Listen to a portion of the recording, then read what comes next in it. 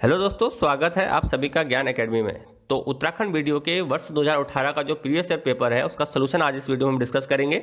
इससे पहले वर्ष 2016 का जो प्रीवियस ईयर पेपर था वीडियो का, उसका सोल्यूशन हमारे चैनल पर अपलोड हो चुका है। अगर आपने वीडियो नहीं देखा है तो आप उसको देख सकते हैं। उसका जो लिंक है हम आपको नीचे डिस्क्रिप्शन बॉक्स में दे देंगे, साथ ही साथ ऊपर आई बटन में भी उसका लिंक आपको दे दिया जाएगा, तो वहाँ से आप उसको देख सकते हैं।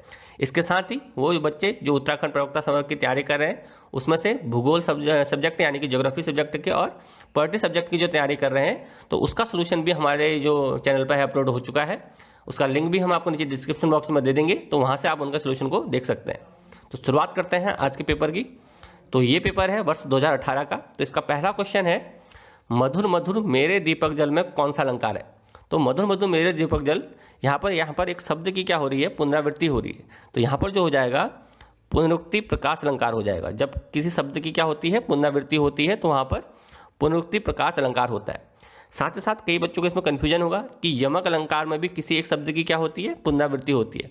लेकिन मैं आपको बता दूं कि जब भी शब्द की पुनरावृत्ति हो लेकिन हर बार शब्द का अर्थ अलग हो तब वहाँ पर यमक अलंकार होता है।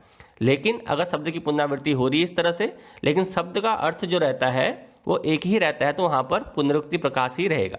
तो पहले का डी ऑप्शन जो हो जाएगा सही आंसर हो जाएगा। नेक्स्ट क्वेश्चन पर आते हैं। क्वेश्चन नंबर 2, इसमें पूछा गया है हम लोग, जो कि भारतीय दूरदर्शन का एक धारावाहिक है, इसकी पटकथा का लेखन किसने किया था। तो इसकी पटकथा का लेखन किया था मनोहर श्याम जोशी ने। तो दूसरे का ए ऑप्शन जो हो जाएगा सही आंसर हो जाएगा। क्वेश्चन नंबर 3 पर आते हैं। अवनी शब्द का विलोम क्या है। तो अवनी का अर्थ होता है आकाश, और आकाश का जब हम विलोम करेंगे तो क्या निकल के आएगा, पाताल। तो तीसरे का डी ऑप्शन जो हो जाएगा सही आंसर हो जाएगा। क्वेश्चन नंबर 4, संख्येश्वर शब्द की में कौन सी संधि है। तो संख्येश्वर शब्द की अगर हम संधि विच्छेद करते हैं तो इसका संधि विच्छेद बनता है सखी धन ऐश्वर्य। यानी कि यहाँ पर जो फॉर्मूला निकल के आता है वो आता है ई धन ए, जो कि क्या देता है, यह देता है। तो ये फॉर्मूला हमेशा किस में बनता है, ये बनता है यण संधि में। तो इसलिए चौथे का जो बी ऑप्शन हो जाएगा ये इसका सही आंसर हो जाएगा। क्वेश्चन नंबर 5 है, द्वितीय विश्व हिंदी सम्मेलन कब और कहां पर संपन्न हुआ था। तो ये संपन्न हुआ था 28 से 30 अगस्त तक 1976 में मॉरिशस में। तो विश्व हिंदी सम्मेलन, इसका जो आयोजन किया गया था विश्व भर में भी हिंदी के प्रचार प्रसार के लिए सम्मेलन किया गया था। इसकी जो शुरुआत हुई थी, ये शुरुआत हुई थी 10 जनवरी 1975 को भारत के नागपुर में इसका पहला सम्मेलन आयोजित किया गया था। अभी तक इसके 11 सम्मेलन हो चुके हैं। जो लेटेस्ट सम्मेलन हुआ था अभी 2018 में, ये इसका 11वां सम्मेलन था। और ये कहाँ आयोजित किया गया था, तो ये आयोजित किया गया था मॉरिशस में। तो पांचवें का जो ए ऑप्शन हो जाएगा कि विश्व हिंदी सम्मेलन का जो दूसरा सम्मेलन हुआ था ये कहाँ हुआ था, मॉरिशस में। Option number A. अगले क्वेश्चन पर आते हैं। बैठक में उपस्थित व्यक्तियों के पदानुसार नाम, उनकी राय का पूरा विवरण सहित कार्य सूची में रेखांकित कार्यों पर हुए विचार विमर्श का संक्षिप्त विवरण क्या कहलाता है। तो यह कहलाता है कार्यव्रत। तो छठे का सी ऑप्शन इसका सही आंसर हो जाएगा। क्वेश्चन नंबर 7 पर आते हैं। कर्दम का पर्यायवाची शब्द क्या है। तो कर्दम बोला जाता है कीचड़ को, और कीचड़ का पर्यायवाची शब्द होता है कीच। तो इसका ऑप्शन नंबर ए जो हो जाएगा सही आंसर हो जाएगा। नेक्स्ट क्वेश्चन पर आते हैं। अर्थ के आधार पर वाक्य भेद है। तो आपको बता दूं कि वाक्य जो होता है दो प्रकार से बांटा जाता है, एक तो संरचना के आधार पर और एक अर्थ के आधार पर। संरचना के आधार पर वाक्य के 3 भेद होते हैं, एक सरल वाक्य, एक संयुक्त वाक्य और एक मिश्रित वाक्य। जबकि अर्थ के आधार पर होते हैं 8 भेद, और उन 8 भेदों में से एक भेद होता है विस्मयादिबोधक वाक्य। तो यहां पर पूछा गया है कि अर्थ के आधार पर कौन सा वाक्य भेद होगा, तो 8वें का बी ऑप्शन इसका सही आंसर हो जाएगा। क्वेश्चन नंबर 9 पर देखते हैं। इसमें पूछा गया है गरल सुधा रिपु करहि मिताई, इस लोकोक्ति का क्या अर्थ है। तो इस लोकोक्ति का अर्थ होता है दो विरोधी स्वभाव वालों का मिलन। ऑप्शन नंबर सी इसका सही आंसर हो जाएगा। 10 पर आते हैं। हिंदी शब्दकोश में त्र किस वर्ण के बाद आता है। तो त्र जो आता है छ वर्ण के बाद आता है, तो इसलिए 10वें का जो डी ऑप्शन हो जाएगा ये इसका सही आंसर हो जाएगा। इसके साथ ही मैं आपको बता दूं कि छ त्र ज्ञ ये ऐसे शब्द होते हैं जिनको कि बोला जाता है संयुक्त व्यंजन, क्योंकि इनका जो निर्माण होता है ये 2 या 2 से ज्यादा व्यंजनों से मिलकर के होता है। तो ये बात भी आपको याद रखनी है। नेक्स्ट क्वेश्चन पर आते हैं। इसमें पूछा गया है कि किसी मुद्दे पर लेख लिखने में उस ताजी घटना का उल्लेख करना जिसके कारण वो मुद्दा चर्चा में आया है वो क्या कहलाता है। तो उसे कहते हैं हम न्यूज पेग। न्यूज पेग का मतलब होता है समाचार का आधार, यानी कि जब किसी चीज को आधार मान करके कोई लेख लिखा जाता है तो उसे बोला जाता है न्यूज पेग। तो 11वें का डी ऑप्शन इसका सही आंसर हो जाएगा। तो तो 12वें क्वेश्चन पर आते हैं। इसमें पूछा गया है अब चला जाए ये वाक्य क्या है, क्रमवाच्य है, भाववाच्य है या फिर कृतवाच्य है। तो वाच्य की अगर हम बात करें तो वाच्य क्या होता है कि क्रिया का वह रूप होता है जिससे पता चलता है कि जो वाक्य की क्रिया है उसका संबंध कर्ता से है, कर्म से है या फिर भाव से है। अगर कर्ता से है तो उसे कृतवाच्य बोल देते हैं, भाव से अगर तो उसे भाववाच्य बोल देते हैं, और अगर कर्म से है तो उसे क्या बोल देते हैं, कर्मवाच्य बोल देते हैं। तो यहाँ पर जो अब चला जाए जो वाक्य है, यहाँ पर भाव की बात हो रही है, तो इसलिए 12वें का जो बी ऑप्शन हो जाएगा भाववाच्य, इसका सही आंसर हो जाएगा। क्वेश्चन नंबर 13 पर आते हैं। औलाद किस शब्द का, किस भाषा का शब्द है ये पूछा गया है, तो ये अरबी भाषा का शब्द है। 13 का ए ऑप्शन सही आंसर होगा। क्वेश्चन नंबर 14 पर आते हैं। निम्न में से किस कवि को ज्ञानपीठ पुरस्कार नहीं मिला है, तो यहाँ पर सुमित्रानंदन पंत, महादेवी वर्मा, कुंवर नारायण, इन तीनों को ही ये मिल चुका है, जबकि जो माखनलाल चतुर्वेदी है इनको ज्ञानपीठ पुरस्कार नहीं मिला है। इसके साथ ही आपको ये बात भी याद रखनी है कि जो सुमित्रानंदन पंत हैं ये पहले हिंदी लेखक हैं जिनको कि ज्ञानपीठ पुरस्कार दिया गया था 1968 में। इसके अलावा कभी ये पूछा जा सकता है कि जो पहला ज्ञानपीठ पुरस्कार है वो किसको दिया गया था, तो वो दिया गया था मलयालम के लेखक जी शंकर कुरूप को, GS कुरूप, 1965 में। तो ये बात भी आपको याद रखनी है। अगले क्वेश्चन पर आते हैं। क्वेश्चन नंबर 15 में कौन सी संज्ञा क्रियापद के साथ शुद्ध है ये पूछा गया है। तो यहां पर जो जल की मात्रा संज्ञा है ये क्रियापद के साथ क्या है, शुद्ध है। 15वें का डी ऑप्शन इसका सही आंसर हो जाएगा। क्वेश्चन नंबर 16 पर आते हैं। निम्नलिखित में से किस रचनाकार को महापंडित की उपाधि से विभूषित किया गया है, तो ये है राहुल सांकृत्यायन, तो इनको महापंडित की पदवी दी गई है। तो 16वें का डी ऑप्शन जो हो जाएगा सही आंसर हो जाएगा। राहुल सांकृत्यायन की अगर बात करें तो 1893 में यूपी के कैनेला गांव में इनका जन्म हुआ था, और काफ़ी तरह की इन्होंने पुस्तकें लिखी थी, जिसमें कि इनकी फेमस बुक है वोल्गा से गंगा, ये आपको याद रखनी है, पूछा जा सकता है। इसके अलावा जो वीरचंद सिंह गढ़वाली हैं उनकी जीवनी भी इन्होंने लिखी है। अगले क्वेश्चन पर आते हैं। क्वेश्चन नंबर 17 पर, वह खंबा गिर जाएगा इस पंक्ति में कौन सा विशेषण है। तो वह से क्या मतलब हुआ, वह से मतलब सर्वनाम का, गिर जाएगा यानी कि यहाँ पर निश्चितता की बात हो रही है, तो यहाँ पर हो जाएगा निश्चयवाचक सर्वनामिक विशेषण। तो यहाँ पर 17 क्वेश्चन का सी ऑप्शन जो हो जाएगा सही आंसर हो जाएगा। क्वेश्चन नंबर 18 पर आते हैं। हिंदी भक्ति साहित्य में अष्टछाप क्या है, तो अष्टछाप बोला जाता है 8 कवियों को। तो हिंदी भक्ति साहित्य जो है इसमें अष्टछाप बोला जाता है 8 कवियों को। 18 का बी ऑप्शन इसका सही आंसर हो जाएगा। क्वेश्चन नंबर 19 पर आते हैं। इसमें पूछा गया है कि ऐसा पद जो क्रिया या संज्ञा की विशेषता न बता करके एक वाक्य या पद का संबंध किसी दूसरे वाक्य या पद से जोड़ता है तो क्या कहलाता है, तो उसे बोला जाता है समुच्चय बोधक वाक्य।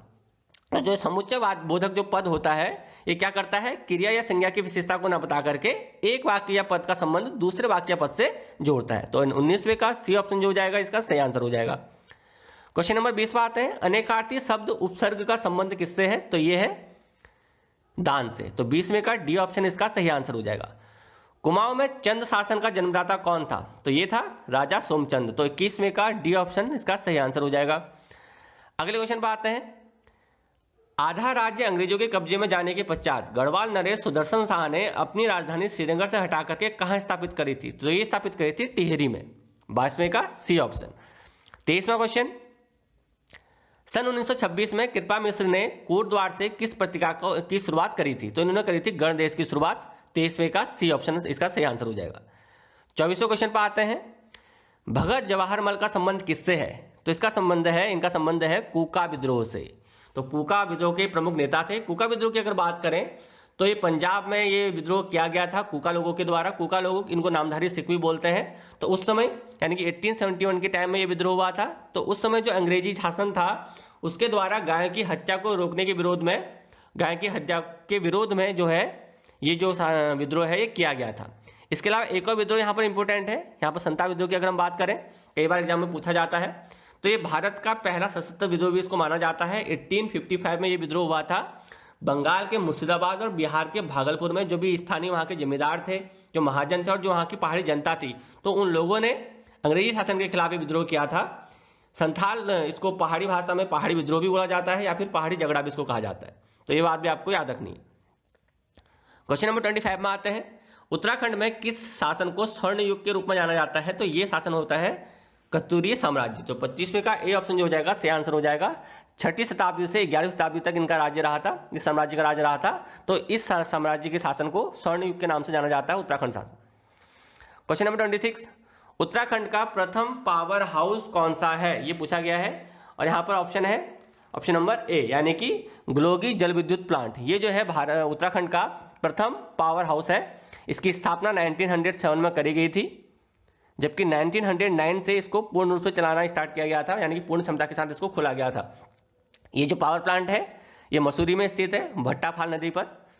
अगले क्वेश्चन पर आते हैं, क्वेश्चन नंबर 27 में। राजाजी राष्ट्रीय उद्यान का नाम किस प्रसिद्ध व्यक्ति के नाम पर समर्पित किया गया है, तो ये किया गया है सी राजगोपालाचारी की। उसमें 1983 में ये उद्यान बनाया गया था और इसका नाम रखा गया था किसके नाम के ऊपर, सी राजगोपालाचारी के ऊपर। क्वेश्चन नंबर 28 को देखते हैं। निम्न शब्दों को अर्थपूर्ण रूप से सुव्यवस्थित करने पर सही विकल्प क्या होगा, यह पूछा गया है। तो 28 का जो आंसर हो जाएगा इस हिसाब से वो हो जाएगा 28 का डी, यानी कि पहले विज्ञापन आएगा, फिर आवेदन होगा, उसके बाद साक्षात्कार होगा, उसके बाद चयन होगा, उसके बाद नियुक्ति होगी, उसके बाद परिवीक्षा होगी। क्वेश्चन नंबर 29 पर आते हैं। शाह पदवी का प्रयोग करने वाला गढ़वाल का प्रथम राजा कौन था, तो शाह पदवी का प्रयोग करने वाला गढ़वाल का जो प्रथम राजा था वो था बलभद्र शाह। 29वें का ए ऑप्शन। कीबोर्ड में फंक्शन की जो संख्या होती है वो कितनी होती है, तो ये होती है 12। तो 30वें का बी ऑप्शन इसका सही आंसर हो जाएगा। 31वां क्वेश्चन पर आते हैं। इसमें पूछा गया है कि जो शारदा नदी है इसका उद्गम क्या है, तो इसका उद्गम है मिलम ग्लेशियर, जो कि पिथौरागढ़ में पड़ता है। शारदा नदी, इसको काली नदी भी बोला जाता है, महाकाली नदी भी बोला जाता है और इसको काली गंगा भी बोला जाता है। काली जो गंगा की सहायक नदी भी है, साथ ही साथ भारत और नेपाल के साथ ये सीमा भी बनाती है। The story of Indian archaeology के लेखक कौन थे, तो ये थे S.N. रॉय।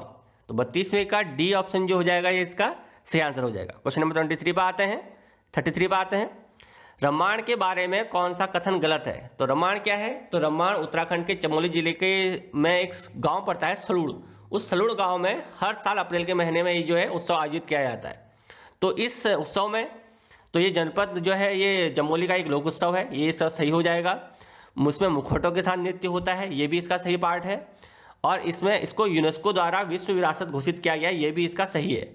गलत क्या है इसमें, तो गलत है इसमें ढोल का प्रयोग वर्जित है, तो ये गलत है इसमें। तो 33वें का जो सी ऑप्शन हो जाएगा ये इसका सही आंसर हो जाएगा। क्वेश्चन नंबर 34 पर आते हैं। निम्नलिखित में से कौन सा MS वर्ल्ड के रूलर में नहीं होता, तो 34 का जो आंसर हो जाएगा डी ऑप्शन, सेंटर इंडेंट जो होता है MS वर्ल्ड के रूलर में नहीं होता है। Question number 35। चमोली जनपद का सृजन कब हुआ था, तो चमोली जिले का जो सृजन हुआ था ये हुआ था 24 जनवरी 1960 को। तो 35वें का जो बी ऑप्शन हो जाएगा ये इसका सही आंसर हो जाएगा। क्वेश्चन नंबर 36 पर आते हैं। ये रीजनिंग का क्वेश्चन है, इसमें 3 जो है कॉलम दिए गए हैं, उनमें नंबर दिए गए हैं, उनका पैटर्न यहाँ पर बनाना है हमने। तो पैटर्न के हिसाब से यहाँ पर जो क्वेश्चन मार्क है यहाँ पर क्या आएगा ये हमसे पूछा गया है। तो पैटर्न की अगर हम बात करें तो पहले 2 संख्याओं का गुणनफल और जो तीसरी संख्या है इसका जो डिफरेंस आ रहा है वो 10 आ रहा है हर कॉलम में। तो इस हिसाब से यहाँ पर जो संख्या आएगी वो आ जाएगी 134। तो इसका 36वें का सी ऑप्शन जो हो जाएगा सही आंसर हो जाएगा। क्वेश्चन नंबर 37 को देखते हैं। प्रसिद्ध मंदिर हाट कालिका कहाँ स्थित है, तो ये स्थित है गंगोली हाट में। 37वें का डी ऑप्शन जो हो जाएगा ये इसका सही आंसर हो जाएगा। क्वेश्चन नंबर 38 पर आते हैं। इसमें पूछा गया है SMPS इसका पूर्ण नाम क्या है, तो इसका पूर्ण नाम है switch mode power supply, option number A. तो 38वें का ए ऑप्शन सही आंसर हो जाएगा। 39वां क्वेश्चन। डॉक्टर दीवान सिंह भाकुनी का संबंध किससे है, तो ये है एक औषधि वैज्ञानिक। तो 39वें का जो सी ऑप्शन हो जाएगा ये इसका सही आंसर हो जाएगा। क्वेश्चन नंबर 40 पर आते हैं। आगरा शहर की स्थापना करने वाला कौन था, यहां पर पूछा गया है। तो ये स्थापना करी थी सिकंदर लोदी ने। तो सिकंदर लोदी ने 1540 में आगरा शहर को बसाया था। तो ये पॉइंट भी आपको याद रखना है। अगले क्वेश्चन पर आते हैं। सुंदरडुंगा हिमानी की जनपद में स्थित है, तो ये स्थित है बागेश्वर जनपद में। तो 41वें का ए ऑप्शन सही आंसर हो जाएगा। अगले क्वेश्चन पर आते हैं। म्यांमार की प्रसिद्ध लोकप्रिय नेता आंग सान सू की राजनीतिक दल से संबंधित है, तो इसका राजनीतिक दल बताना है। तो इनके जो राजनीतिक दल है वो है नेशनल लीग फॉर डेमोक्रेसी। तो 42वें का बी ऑप्शन सही आंसर हो जाएगा। क्वेश्चन नंबर 43 पर आते हैं। प्रसिद्ध साहित्यकार सैलेट मटियाणी का जन्म उत्तराखंड के किस जनपद में हुआ था, तो ये इनका जन्म हुआ था अल्मोड़ा जिले में। तो इनको उत्तराखंड का जो है साहित्य जो आंचलिक कथाकार ये भी माना जाता है। तो इनका जो जन्म हुआ था अल्मोड़ा में हुआ था। तो 43 का डी ऑप्शन सही आंसर हो जाएगा। क्वेश्चन नंबर 44 पर आते हैं। इसमें पूछा गया है कि PSLV C-38 द्वारा एक ही प्रक्षेपण में कितने उपग्रह प्रक्षेपित किए गए। तो उस समय का करंट का क्वेश्चन है, तो उस समय इसमें 31 उपग्रहों को प्रक्षेपित किया गया था। तो 44वें का जो ए ऑप्शन हो जाएगा ये इसका सही आंसर हो जाएगा। क्वेश्चन नंबर 45 में आते हैं। 45 में पूछा गया है कि निम्नलिखित में से कौन सा गढ़वाल के 52 गढ़ों में सम्मिलित नहीं है। तो जो धूनीगढ़ है ये गढ़ गढ़वाल के 52 गढ़ों में सम्मिलित नहीं है। तो 45वें का डी ऑप्शन जो हो जाएगा ये इसका सही आंसर हो जाएगा। तो अब आते हैं क्वेश्चन नंबर 46 पर। तो 46 ये रीजनिंग का क्वेश्चन है। यहाँ पर भी एक सीरीज दे रखी है और हमसे क्वेश्चन मार्क पर क्या आएगा ये पूछा गया है। तो इसमें पैटर्न की अगर बात करें तो इसमें पैटर्न बन रहा है 0 का क्यूब माइनस 0, 2 का क्यूब माइनस 2, यानी कि जो संख्या उसका क्यूब है उसी के साथ उसका माइनस कर देना है। इसी तरह से अगर हम 3 का क्यूब माइनस 3 कर देंगे तो हमें मिल जाएगा 24, 4 का क्यूब माइनस 4 कर देंगे तो हमें मिल जाएगा 60, और इसी तरह से हम 5 का क्यूब माइनस 5 कर देंगे तो हमें मिल जाएगा 120। तो 46वें का जो सी ऑप्शन हो जाएगा ये इसका सही आंसर हो जाएगा। क्वेश्चन नंबर 47 पर आते हैं। इसमें पूछा गया है तो दिल्ली के मुगल राजकुमार सुलेमान सिकोह को किस गढ़वाली राजा ने शरण दी थी। तो ये दी थी पृथ्वी शाह ने। तो 47वें का जो बी ऑप्शन हो जाएगा ये इसका सही आंसर हो जाएगा। क्वेश्चन नंबर 48 पर आते हैं। इसमें पूछा गया है कि किस जल्लीकट्टू किस राज्य का पारंपरिक खेल है। तो ये है तमिलनाडु राज्य का खेल। तो तमिलनाडु राज्य में पोंगल जब त्यौहार मनाया जाता है तो उस समय इंसानों की बैल से लड़ाई कराई जाती है, तो इसी को जल्लीकट्टू बोला जाता है। तो 48 का ए ऑप्शन इसका सही आंसर हो जाएगा। क्वेश्चन नंबर 49 पर आते हैं। इसमें दिया गया है कि इसमें गलत युग्म हमें छांटना है। तो इसका जो गलत युग्म हो जाएगा ऑप्शन नंबर डी, यानी कि बछेंद्री पाल का संबंध निशानेबाजी से, ये इसका गलत हो जाएगा। ऑप्शन नंबर अगले क्वेश्चन पर आते हैं। क्वेश्चन नंबर 50 पर इसमें पूछा गया है 1857 ईस्वी की जो क्रांति हुई थी इसके बारे में किसने कहा था कि यह तथाकथित प्रथम राष्ट्रीय स्वतंत्रता संग्राम ना तो यह प्रथम ना ही यह राष्ट्रीय और ना ही यह स्वतंत्रता संग्राम था। तो 50 का जो ऑप्शन नंबर जो सी हो जाएगा ये इसका आर से मजूमदार, ये इसका सही आंसर हो जाएगा। तो इन्होंने कहा था कि ये तथाकथित जो क्रांति है 1857 की, ये ना ही प्रथम है, ना ही राष्ट्रीय है और ना ही ये स्वतंत्रता संग्राम है। क्वेश्चन नंबर 51 पर आते हैं। इसमें बोला गया है कि श्रीनगर गढ़वाल में स्थित अजयपाल का राजभवन किस वर्ष भूकंप के कारण क्षतिग्रस्त हुआ था। तो 51वें का सी ऑप्शन 1803। तो 1803 में ये जो राजभवन था ये भूकंप के कारण क्षतिग्रस्त हो गया था। क्वेश्चन नंबर 52 पर आते हैं। किस वर्ष नैनीताल में भारी भूस्खलन हुआ था, ये हमसे पूछा गया है। तो 52 का जो ए ऑप्शन हो जाएगा 1880, ये इसका सही आंसर हो जाएगा। नेक्स्ट क्वेश्चन पर आते हैं। भारत में national institute for transforming India, इसको नीति आयोग भी कहते हैं, तो इसकी स्थापना कब करी गई थी। तो इसकी स्थापना करी गई थी 1 जनवरी 2015 को। योजना आयोग की इसने क्या ली थी, जगह ली थी। अच्छा, नीति आयोग की अगर बात करें तो जो इसका जो अध्यक्ष होता है वो होते हैं प्रधानमंत्री, और जो इसके अभी सीईओ हैं, ये बात भी आपको याद रखनी है, ये हैं अमिताभ कांत। अगले क्वेश्चन पर आते हैं। Question number 54। कुमाऊं परिषद का गठन किस वर्ष किया गया था। तो 54 का जो ऑप्शन नंबर सी हो जाएगा 1916, ये इसका सही आंसर हो जाएगा। तो कुमाऊं परिषद 1916 में गठन की गई थी। 54 का सी ऑप्शन सही आंसर। 55 पर आते हैं। इसमें पूछा गया है कि रमेश 21 अक्टूबर को पैदा हुआ था, वह शाम से 9 दिन छोटा है। ये रीजनिंग का क्वेश्चन है। तो इस 55 वाले क्वेश्चन का जो आंसर हो जाएगा ये इसका आंसर हो जाएगा शुक्रवार। तो 55 का बी ऑप्शन सही आंसर हो जाएगा। 56 पर आते हैं। केदार मंडल पर ललितादित्य के आक्रमण की जानकारी प्राप्त होती है। तो ये किससे प्राप्त होती है। तो 56 का ए ऑप्शन हो जाएगा राजतरंगिणी।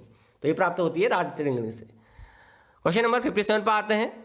भारत में सेज यानी कि इसको बोला जाता है स्पेशल इकोनॉमी जोन, इस नीति का निर्धारण किस देश के अनुभव पर लागू हुआ था। तो ये हुआ था चीन के जो नीति है उसके निर्धारण पर।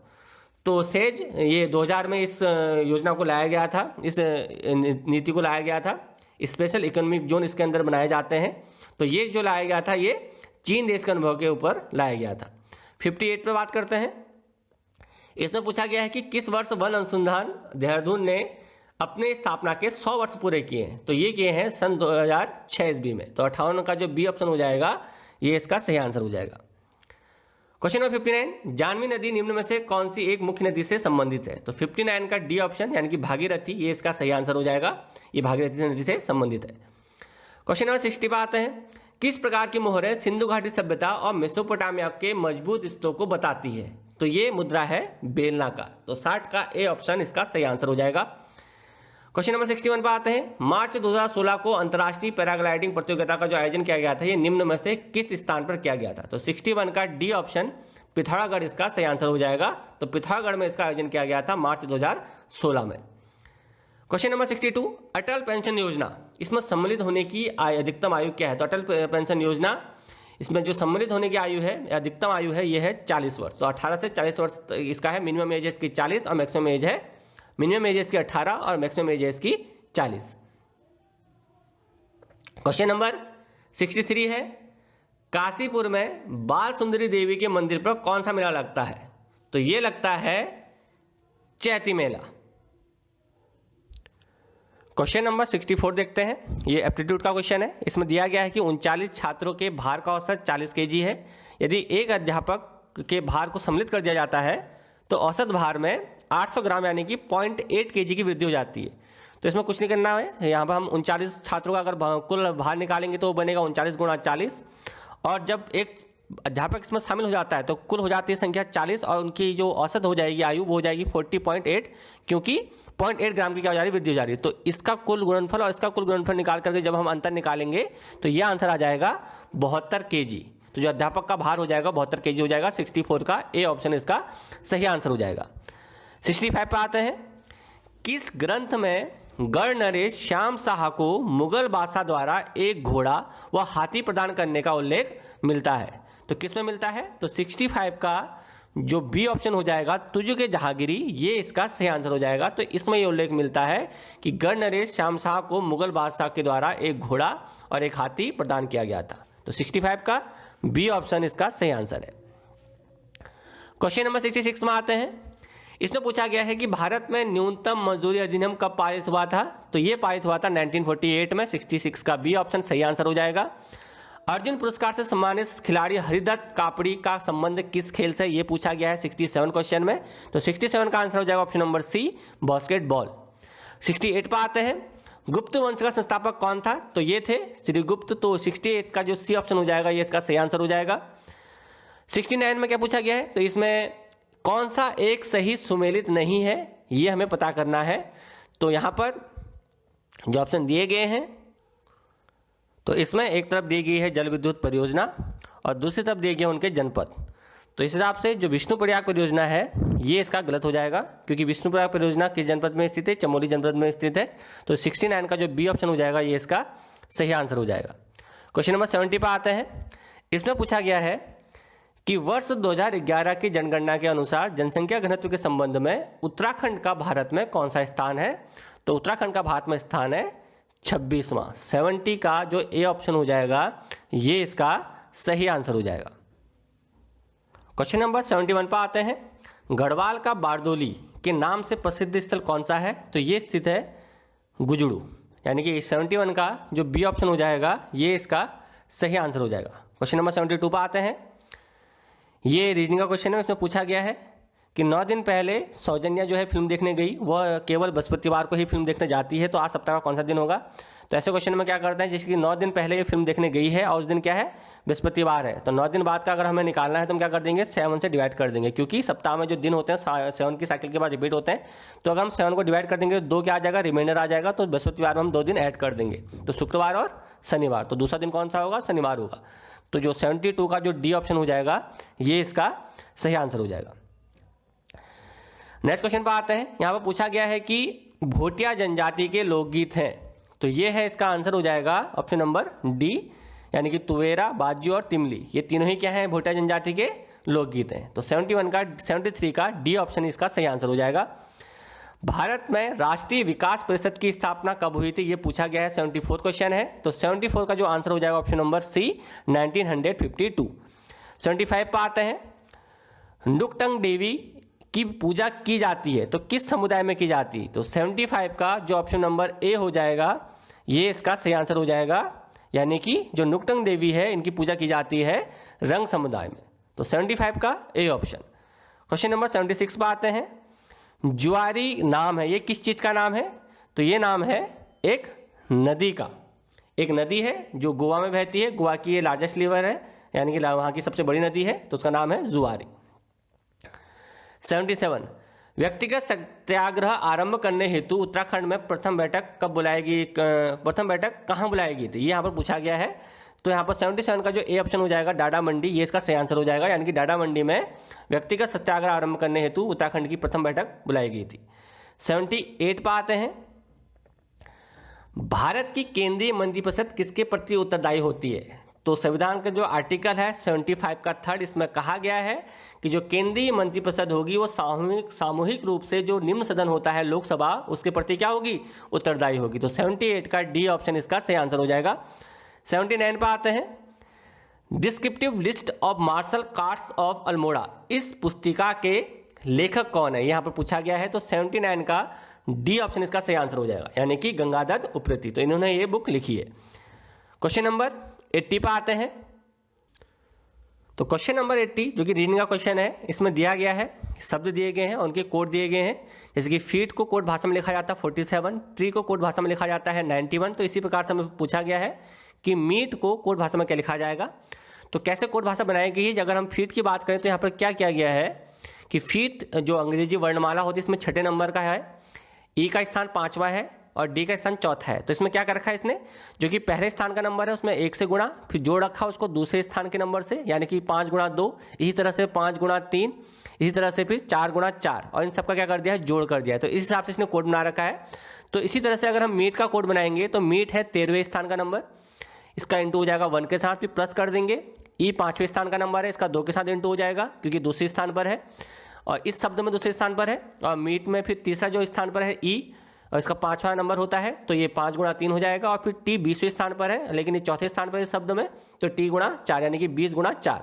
इन सबको अगर हम जोड़ देंगे तो इसका जो आंसर आ जाएगा ये आ जाएगा 118। तो 80 का जो सी ऑप्शन हो जाएगा ये इसका सही आंसर हो जाएगा। क्वेश्चन नंबर 81 पर आते हैं। इसमें पूछा गया है कि 1935 ईस्वी में इस पत्र का प्रकाशन अल्मोड़ा से किया गया है, तो वो कौन सा पत्र है। तो इसका ऑप्शन नंबर जो सी हो जाएगा समता, इसका सही आंसर हो जाएगा, यानी कि जो समता पत्रिका थी इसका जो प्रकाशन है अल्मोड़ा से 1935 में किया गया था। क्वेश्चन नंबर 82 पर आते हैं। इसमें पूछा गया है कि भारतीय संविधान की संकटकालीन व्यवस्थाएं कहां से ली गई हैं। तो ये ली गई हैं जर्मनी के वीगर संविधान से। तो इसका जो ऑप्शन नंबर जो ए हो जाएगा 82 का, ये इसका सही आंसर हो जाएगा। 83 में पूछ रहा है श्यामला ताल कहाँ स्थित है। तो ये स्थित है चंपावत जिले में, तो 83 का सी ऑप्शन सही आंसर हो जाएगा। 84 पर आते हैं। हिमालय का वह कौन सा भाग है जो कि करेवा के लिए प्रसिद्ध है। तो 84 का बी ऑप्शन यानी कि कश्मीर हिमालय इसका सही आंसर हो जाएगा। 85 पर आते हैं। लिंगानुपात की दृष्टि से उत्तराखंड भारत में किस स्थान पर है। तो ये स्थान पर है 13वें स्थान पर, तो 85 का ए ऑप्शन इसका सही आंसर हो जाएगा। अच्छा, यहां पर अगर आपसे पूछा जाए कि सबसे कम लिंगानुपात वाला जो राज्य है वो कौन सा है, तो वह है हरियाणा, इस बात को याद रखिएगा। और जो सबसे अधिक लिंगानुपात वाला जो राज्य है वो है केरल। अधिक लिंगानुपात का मतलब होता है कि रेशियो में लड़कों की तुलना में लड़कियों का ज्यादा होना, और कम लिंगानुपात का मतलब होता है कि रेशियो में लड़कों की तुलना में लड़कियों का कम होना। तो उत्तराखंड इसमें 13वें स्थान पर है। क्वेश्चन नंबर 86 में पूछा गया है धुआंधार जलप्रपात किस नदी पर स्थित है। तो 86 का डी ऑप्शन इसका सही आंसर हो जाएगा, नर्मदा नदी। तो नर्मदा नदी पर धुआंधार जलप्रपात स्थित है। 87 पर आते हैं। इसमें पूछा गया है कि राज्य निर्वाचन आयोग का गठन भारत के संविधान के किस अनुच्छेद के द्वारा किया गया है। तो ये किया गया है आर्टिकल 243 के अनुसार। तो 87 का बी ऑप्शन इसका सही आंसर हो जाएगा। 88 पर आते हैं। मोहन उप्रेती कौन है ये पूछा गया है। तो इसमें जो आंसर हो जाएगा ऑप्शन नंबर सी। ये कौन है, ये एक सुप्रसिद्ध रंगकर्मी और निर्देशक है। अगले क्वेश्चन पर आते हैं। ये भी रीजनिंग का क्वेश्चन है। इसमें पूछा गया है कि आप सीधे चल रहे हैं, फिर आप बाईं ओर मुड़ गए हैं। यदि आप इस समय अस्त होता सूर्य आपके दाईं ओर है तो आरंभ आप किस दिशा में थे। तो इसका जो आंसर हो जाएगा 89 का, ये हो जाएगा ऑप्शन नंबर ए, यानी कि पश्चिम की ओर। काफी आसानी क्वेश्चन रहते हैं। 90 पर आते हैं। 90 क्वेश्चन में पूछा गया है कि भारतीय स्वतंत्रता संग्राम के दौरान निम्नलिखित में से किसने इस बात पर जोर दिया था कि ग्राम पंचायतों को मजबूत बनाने के लिए आर्थिक और राजनीतिक शक्ति का विकेंद्रीकरण होना चाहिए। तो ये किसने किया था। तो 90 का ऑप्शन नंबर जो डी हो जाएगा इसका सही आंसर हो जाएगा, यानी कि महात्मा गांधी। तो महात्मा गांधी ने कहा था कि जो ग्राम पंचायत है उनको मजबूत करने के लिए उनका आर्थिक और उनकी राजनीतिक शक्ति का क्या होना चाहिए, विकेंद्रीकरण होना चाहिए। तो 90 का डी ऑप्शन इसका सही आंसर हो जाएगा। 91 पर आते हैं। भारतीय संविधान में पंचायती राज व्यवस्था का संबंधित जो अनुसूची है वो कौन सी है, तो ये अनुसूची है 11वीं अनुसूची। 91 का डी ऑप्शन इसका सही आंसर हो जाएगा। 92 पर आते हैं। गढ़वाल एंशिएंट एंड मॉडर्न, इस पुस्तक के लेखक कौन थे, ये पुस्तक किसने लिखी थी, यहां पर पूछा गया है। तो 92 का डी ऑप्शन यानी कि पातीराम इसका क्या हो जाएगा, सही आंसर हो जाएगा। इन्होंने ये पुस्तक लिखी है गढ़वाल एंशिएंट एंड मॉडर्न। 93 पर आते हैं। उष्णकटिबंधीय घास के मैदानों को क्या कहा जाता है, यहां पर पूछा गया है, तो ये बोला जाता है सवाना। तो 93 का सी ऑप्शन इसका सही आंसर हो जाएगा। 94 पर आते हैं। दिए गए चित्र में कितने वर्ग हैं पूछा गया है, तो इसके जो कुल वर्ग हो जाएंगे ये 12 हो जाएंगे। वर्ग को निकालने का तरीका क्या होता है कि आप किसी वर्ग के जो भी खांचे होते हैं उनको नंबरिंग कर दीजिए, फिर उनका स्क्वायर करके उनको ऐड कर दीजिए, तो उससे क्या निकल जाते हैं, उसमें कितने वर्ग हैं इसकी संख्या निकल जाती है। 95 पर आते हैं। इसमें पूछा गया है कि निम्न में से छत्रक शिला पाई जाती है किस प्रकार के क्षेत्र में पाई जाती है, तो ये पाई जाती है मरुस्थलीय क्षेत्र में। तो 95 का बी ऑप्शन इसका सही आंसर हो जाएगा। उत्तराखंड में सिंचाई अनुसंधान संस्थान कहाँ स्थित है, तो ये स्थित है रुड़की में, option number D. Question number 97 पर आते हैं। ये एप्टीट्यूड का क्वेश्चन है। इसमें दिया गया है कि 75 रुपये में किसी वस्तु को विक्रय करने पर एक आदमी को 4% की हानि होती है। अगर 4% की हानि हो रही है यानी कि उसकी जेब में कितने परसेंट पैसा आ रहा है, 96%। तो 96% की वैल्यू दे रखी है 75। उस वस्तु को कितने में बेचा जाए कि 20% का लाभ हो। अब 20% लाभ होने का मतलब उसकी जेब में कितना परसेंट पैसा आएगा, 120%। तो यहाँ की हमको दे रखी है 96% की वैल्यू और हमको निकालनी है 120% की वैल्यू। तो इसको सॉल्व करके जो आंसर आएगा वो आ जाएगा 93.75। तो 97 का ए ऑप्शन इसका सही आंसर हो जाएगा। क्वेश्चन नंबर 98 पर आते हैं। प्रसिद्ध गड़जिया देवी मंदिर किस नदी के किनारे पर स्थित है, तो इसका जो आंसर हो जाएगा ऑप्शन नंबर बी यानी कि कोसी नदी। 99 पर आते हैं। इसमें पूछा गया है कि जो अश्व अक्षांश होते हैं इनको हॉर्स लैटिट्यूड भी बोला जाता है, ये किस प्रकार की पेटियों में पाए जाते हैं, किस प्रकार की दाब पेटियों में पाए जाते हैं, तो ये पाए जाते हैं उपोष्ण उच्च वायुदाब वाली जो पेटियां होती हैं वहां पर, यानी कि 30 से 35 डिग्री नॉर्थ अक्षांश और 30 से 35 डिग्री दक्षिण अक्षांश में ये जो अश्व अक्षांश है ये पाए जाते हैं। अच्छा, 100वां क्वेश्चन यानी कि इस पेपर का अंतिम क्वेश्चन की बात करते हैं। इसमें पूछा गया है कि ग्राम पंचायत सदस्यों की जो योग्यता है वो भारतीय संविधान के किस अनुच्छेद में वर्णित है, तो ये है अनुच्छेद नंबर 243 का एफ। तो 100 का जो बी ऑप्शन हो जाएगा ये इसका सही आंसर हो जाएगा। तो ये था वीडियो दोस्तों, जिसमें हमने जो उत्तराखंड 2018 में जो वीडियो का पेपर हुआ था उसको डिटेल के साथ यहाँ पर एनालिसिस किया है। तो आपको वीडियो कैसा लगा आप हमें बताइए। इस वीडियो को लाइक कीजिए, शेयर कीजिए। साथ ही साथ अगर आपने हमारे चैनल को अब तक सब्सक्राइब नहीं किया है तो उसको सब्सक्राइब कर लीजिए। साथ ही साथ सब्सक्राइब के बगल में जो नोटिफिकेशन बेल होता है उसको जरूर दबा दीजिए, ताकि हमारा कोई भी वीडियो अगर आता है तो उसका नोटिफिकेशन जो है वो आपको मिल जाए।